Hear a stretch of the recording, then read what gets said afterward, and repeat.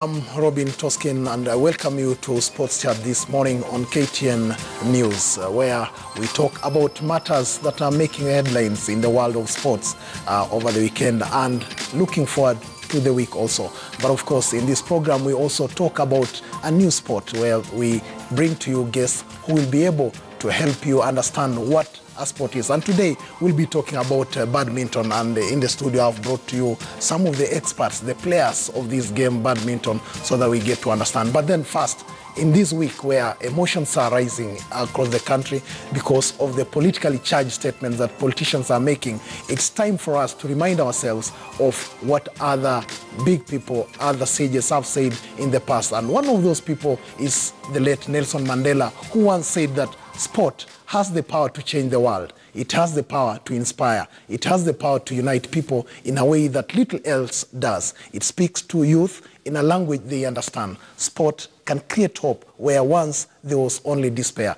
And in this week, when we are expecting, political temperatures to go really higher, it's time for us to go back to sports so that it can make us, understand who we are as a nation. But first of all, let us start with the news-making headlines, where Harambee Starlets under-20 team were humiliated 5-1 by visiting Ghana to crash out of the under-20 World Cup qualifiers. The team suffered a 5-0 win in the loss in the first leg of the qualifiers. Kenya started the return leg at the Machakos Stadium, aware of the uphill task of overturning a 5-0 deficit.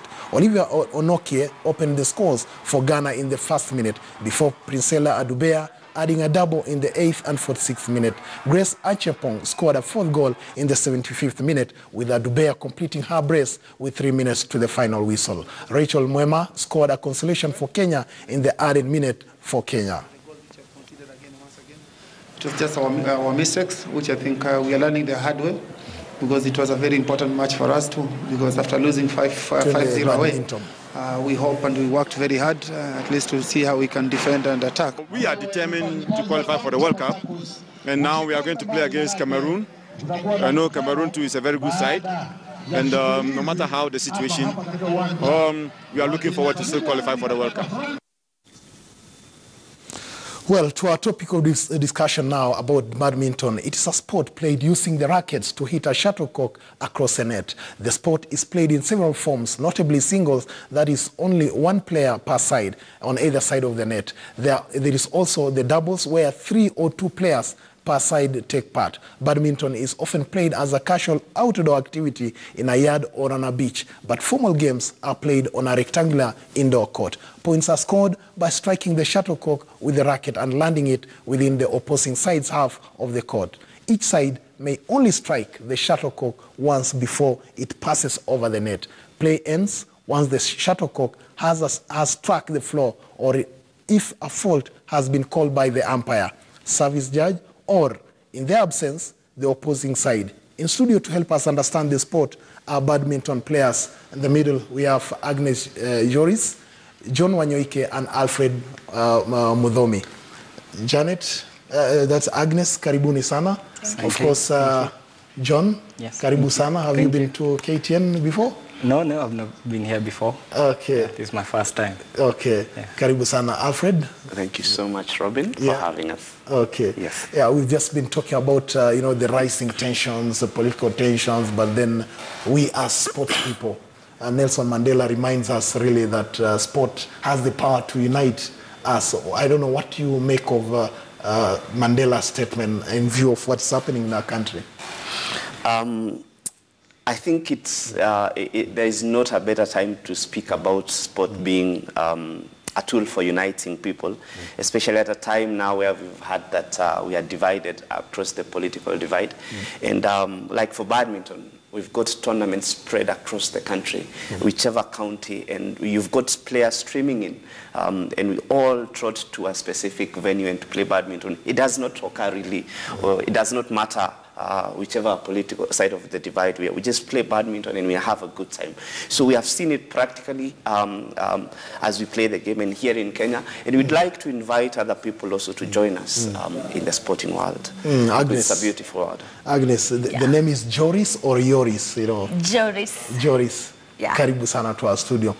We talk about badminton. It's a sport that unites people. Sure. How important is it for us as Kenyans to take up sport? In badminton, even as we start counting scores, we start with love. It says love all. We start with love all. Before you even play, you're not rivals. You're a family. You have love for each other. So you're just rivals at the game. Out of court, we are one family. Badminton is one family, one big family from all over the country. We have people from Mombasa, Eldoret, Kisumu. It's one family. Yeah. John, you feel the same? Yeah, I feel the same. Badminton itself, it's an exciting game. The political temperatures that we've been experiencing as a country has really affected us. We had to cancel our calendar that was out last year. Uniting it is, because we have to travel to Kisumu, Eldoret, and Nakuru to meet other players. So our hope is that it all ends so that we get back to our normal schedule, the uniting thing. It's a call upon all Kenyans, to understand that sport can unite, and that's why we brought to you in the studio badminton players, so that they can make us understand this game. We can take up this game so that it releases some of those emotions. I've just said that the game can be played, at your backyard, but professionally you need maybe a well-defined court. Just tell me, Alfred, what are some of the basic rules about this badminton? We say that you have to hit the cork. I've seen you are holding something. I don't know what it is. Thank you so much, Robin. Badminton is a very simple game. Most people actually regard it as a picnic sport, but it's quite challenging at a professional level. It's actually the fastest game in the world. Fastest? This is a statistic many people may like to contest, but it is clear that it is actually the fastest game. If you look at a Formula 1 car, I think it does speeds of about 300, 330 kilometers per hour. What I'm holding on my hand is a shuttlecock. At its best, it does speeds of 450, 460. A good smash shot will do 450 kilometers per hour. So in essence, it's the fastest sport. To smash? Well, you use a racket to smash the shuttlecock down, and these are the basic tools really that you need. You need a shuttlecock and rackets, and then from there then you can get a proper surface to play badminton. That is the basics. So from there then you go to the rules of the game, and the court, like you mentioned, it played on a rectangular court. It can be singles, it can be doubles. So at its very elementary stage, this is just what you needed. It is very enjoyable. No, there's always a net. Unfortunately, we don't have that net here, but yeah, you play it over a net? Yes, you play it over a net, yes. What else would you tell us about this racket game that's great? On the court, there's normally a service line. So when you want to serve to start the game, you definitely have to serve through the net, over the net, to the service line. It must go past the service line when you're serving. How do you score? How do you score the game? You get a score if the shuttle falls on your opponent's side, or if I don't hit the other court measurements, where I'm supposed to hit the shuttle. If it goes out, then that is a score to my opponent. Can I have this, maybe this equipment, so that maybe you can help us understand that game out? So you have the shuttlecock. You have the court. Let's just assume that we have this for our court. What happens? When serving, the racket should be below your waist.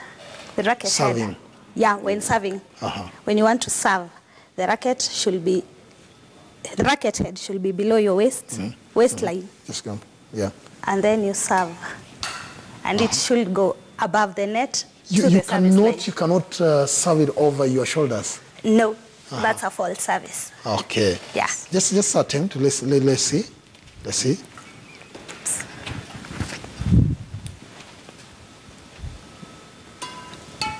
That's the case? Yeah. Okay. Okay. Yeah, but you say that. But when the game is on, you can still go up now. Yeah, when the game is on, on, it's only serving. Yeah, it's only the service that matters. When you're serving, you can't serve above your waist. How different is it maybe from other sports that you have to serve over the net, for example, or tennis? How do you score when you are serving? Can you score when you serve? Yeah, you can score when you're serving.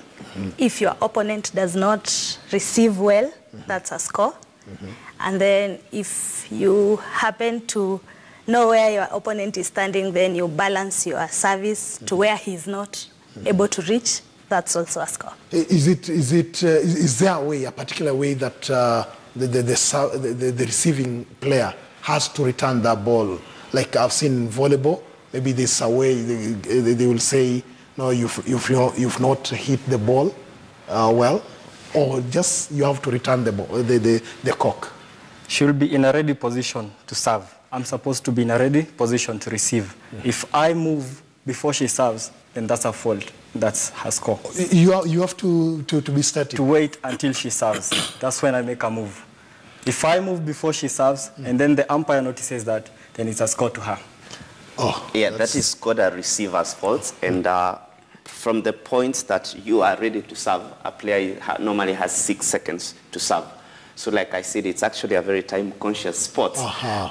And you've asked the differences between badminton and other racket games. Badminton is a racket game. Yeah. We've got other racket games. We've got lawn tennis. There is squash. There is also table tennis, which is not quite played with a racket, but a bat. So the difference between badminton and these sports is that the shuttle or the bird has to be continuously on air. Once the rally begins, the point at which you serve, and to the point where the shuttlecock falls to the ground, that is the rally.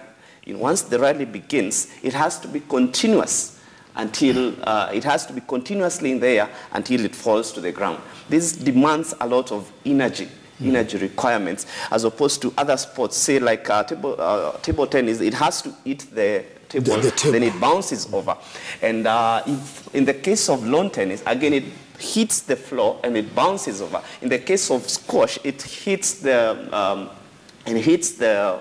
I believe the wall, then it bounces back. But for badminton, it's continuous. It's continuous. It continuously demands that your physical and your mental presence is there. And that is where the distinction comes, that it demands wholly of your physical and wholly also of your mental presence. And so that's the big discernment between badminton and I say this is, you know, it can be played casually.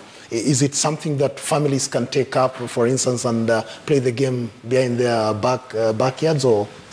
Absolutely, absolutely. We say badminton you can play when you're 3, you can play when you're 93.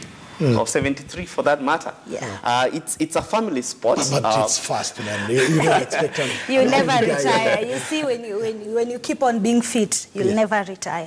Yes. You still have that energy. Yes, it is fast, but also, again, you can play according to the level that you are in. If you start, you're a beginner. We've got many levels. If you're a beginner and you're a professional, intermediary, whatever level that you're in, then you're able to maintain the speed with your But what about injuries? Is it a sport that can occasion so many injuries?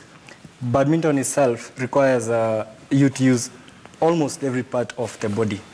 And as you said, as we have said, it is a very fast sport. So you're required to warm up to avoid injuries. You've got to warm up, and for how long maybe you need to do that? Or there's a specific way you can warm up intensively so that you don't get hurt during the game? You just need to do a little bit of ballistics. Just do a little bit of jumping, sprint back, a few minutes, and you're warm up. Okay, let's try this game. Let me see if I can do this. So you said I've got to serve. The racket head should be below your waist. The racket head below my waist. Robin, we also forgot perhaps to mention it's also a very technical sport. Right from how you start holding your rackets, that is where it begins. If you have to play at a professional level, then you have to use what we call the neutral grip or the handshake grip, where your 3 fingers are right behind, and then your index finger is further on, and then your thumb. These 2 being the controlling finger and these 2 being the power fingers.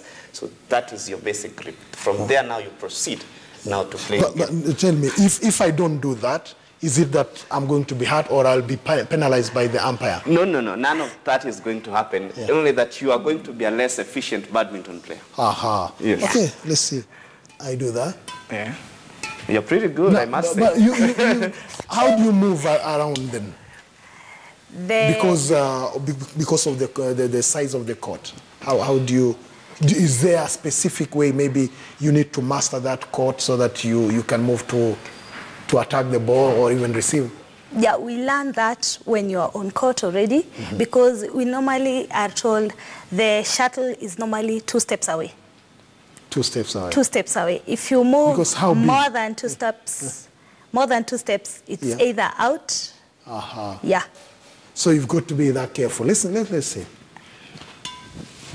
Okay. I challenge you. That's good. Now, you say that 2 steps away. Yeah. Therefore, in terms of coaching, you need your player, to understand all that. Yeah. So that it assists in the movement within the court. Yeah. Yes. Okay. That also ensures that you're fast. Now, you can imagine. Now, let's say we have I have my half here. Yeah. Now, moving to this side, you can imagine a person who runs, runs, picks the shuttle, runs, picks the shuttle, and watch the difference. 1, 2, I'm there. 1, I'm saving energy, I'm faster.